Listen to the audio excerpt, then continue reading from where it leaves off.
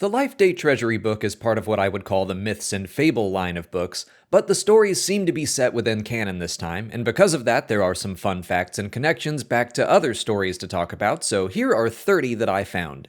The first story, A Coruscant Solstice, follows Stellan Gios during a new holiday called Solstice Tide. Stellan is one of the primary characters of the High Republic era, during which this story takes place.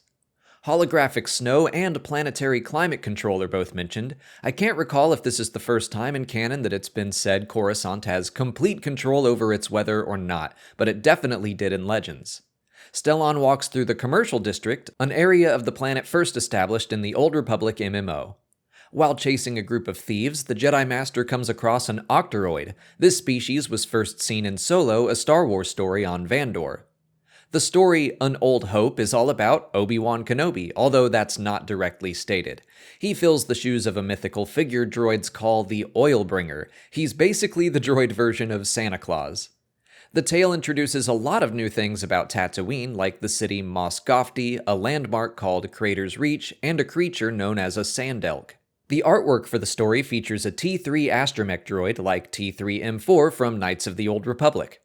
The story, The Kindling, is about a holiday legend from the planet Aeoloth, the homeworld of Lorna D from the High Republic era. It recently made its first appearance in the audio drama Tempest Runner. We learn that the planet was once under the control of the Sith Lord Darth Quellis, a new character as far as I know.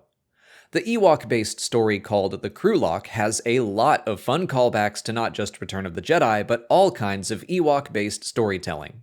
The woodsman, Chukka makes an appearance, and I wrote that note down in all caps because he was and remains my favorite Ewok. He's pretty much the bad boy of the Caravan of Courage. I watched that movie over and over as a kid.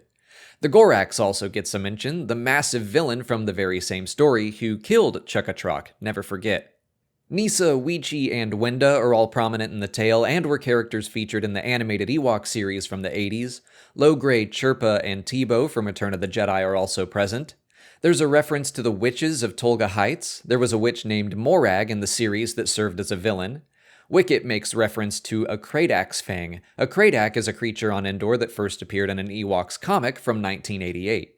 Several other creatures of Endor are mentioned, including Yuzums like Joe Yowza, and Gorfs and Duloks from the animated series, Wisties from Caravan of Courage, and more.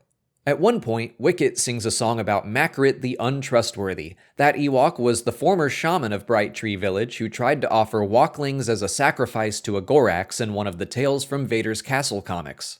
In the story The Song of Winter's Heart, one of the characters is recruited to the Rebel Alliance by someone named Olafan Dayro. They're likely related to the reporter character Ril Dayro from the High Republic novel The Rising Storm.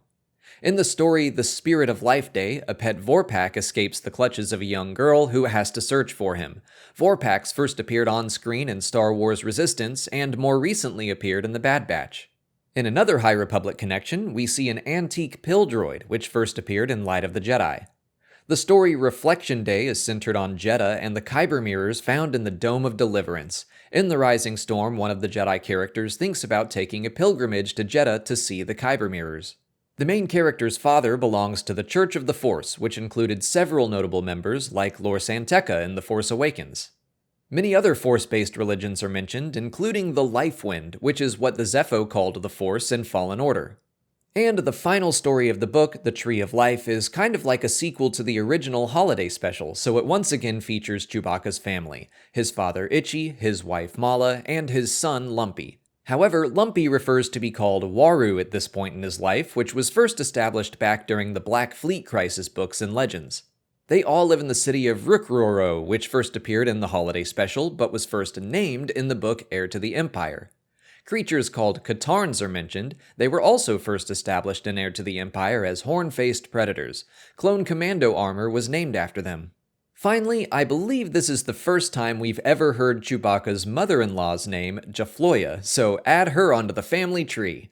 And that's everything I caught from the Life Day Treasury. Let me know if you found something I missed, and also check out Marv's blog post on his website, which I'll link to in the description. I already know he found a lot more than I did. If you haven't already, please like this video, subscribe to the channel, follow us on Twitter, Instagram, and Facebook, and consider checking out our Patreon page.